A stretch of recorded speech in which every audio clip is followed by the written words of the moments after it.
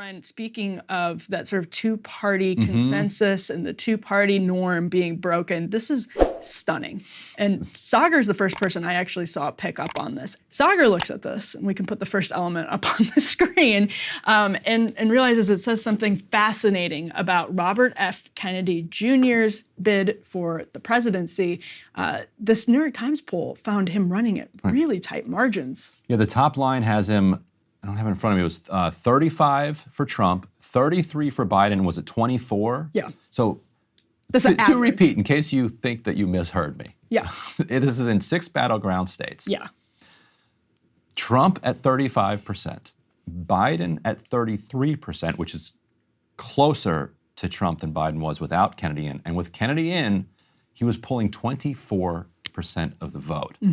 And so you already have RFK Jr. polling higher than Ross Perot kind of ever did. And he's within 9 points of Biden and 11 points of Trump. It's wild. Well, and another thing, this is D2. We can put this up on the screen that was pointed out. When you look further at these crosstabs, RFK Jr., he beats both Trump and Biden among voters under 45 in these 6 swing states. So if you're looking at, again, Georgia, Arizona, Michigan, Pennsylvania, Nevada, and Wisconsin, he is in the lead with voters 18 through 29. So people aged 18 through 29, he has 34% level of support, and then a 31% level of support with 30 to 44-year-olds. So from the ages of 18 to 44, those are great numbers. Trump, with those 18 to 29-year-olds, is at 29%. So he's losing to RFK Jr. by 5 points. Biden is at 30%. So he's losing to RFK Jr. by 4 points with those 18 to 29-year-olds.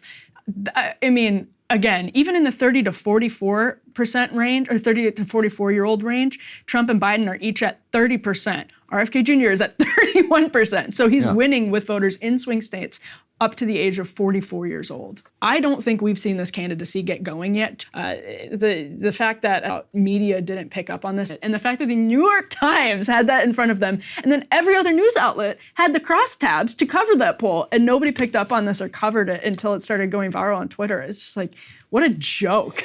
We've talked a lot on this show about who the candidacy of Robert F. Kennedy Jr. helps more, Biden or Trump. What if the answer is kind of neither? What if the candidate who gains the most from RFK's entry into the 2024 presidential race actually is Robert F. Kennedy Jr.? Now, remember this New York Times poll, right? Had everyone buzzing about Trump leading Biden in 5 of 6 key battleground states. But it also shows that in those 6 key battleground states, RFK is very much within striking distance of both Trump and Biden in a hypothetical 3-way matchup.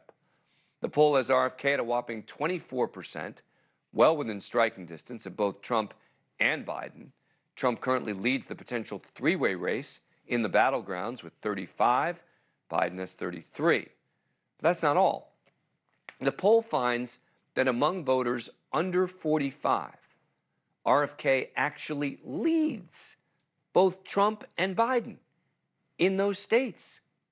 He pulls down 31% among voters 30 to 44, just ahead of both Trump and Biden, who each have 30%. He fares even better among the youngest voters. Poll shows RFK has 34% support, with voters in the 18 to 29 category, solidly ahead of Biden at 30 and Trump at 29. This comes on the heels of a new Quinnipiac poll, which shows RFK pulling in 22% nationwide, trailing Biden, they say, at 39, Trump at 36. But the reality is he is a serious player in the 2024 race, and the partisan media continues to just ignore him.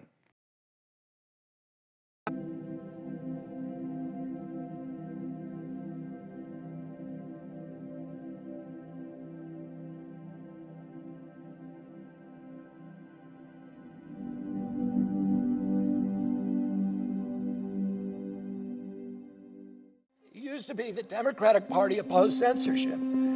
It was the Democratic Party that wanted to rein in the military and the CIA.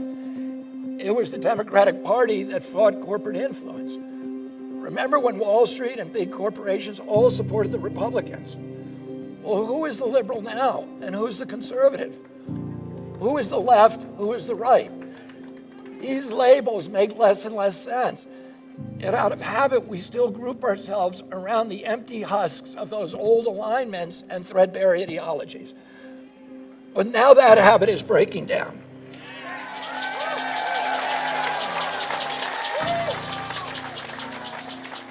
That's why half the electorate no longer identifies with any political party.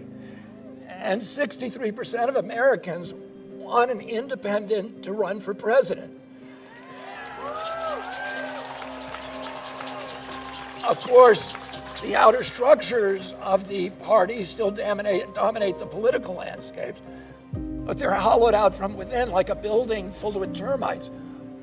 What kind of new political structures might emerge from those ruins? What is politics going to look like when it's no longer us versus them? American democracy should be more than just picking between two candidates anointed by shadowy institutions. Big oil funds the Republicans. Big tech funds the Democrats. Big pharma and the military contractors make sure to give to both. Instead of two parties, we have this kind of uniparty, a two-headed monster that's constantly bickering with itself as it leads us all over a cliff. And at the bottom of that cliff is the destruction of our country. Because I'm independent of the military contractors, I'll be able to pursue a foreign policy that puts peace and diplomacy first.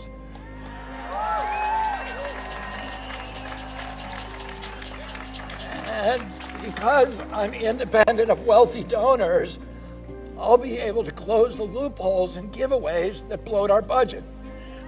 And because I'm independent of Wall Street, I'll be able to rescue debtors instead of the banks or in the next financial crisis.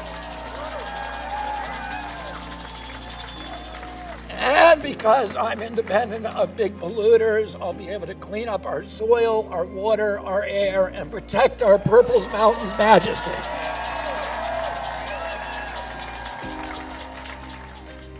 When John Adams put his pen down after adding his signature to the Declaration, he turned to those present and he said to them, sink or swim, live or die, survive or perish. From this day on, I am with my country. I'm going to make that same pledge to you today so that I can stand before you as every leader should stand before you, free of partisan allegiance, free from the backroom deals, servant only to my conscience, to my Creator, and to you.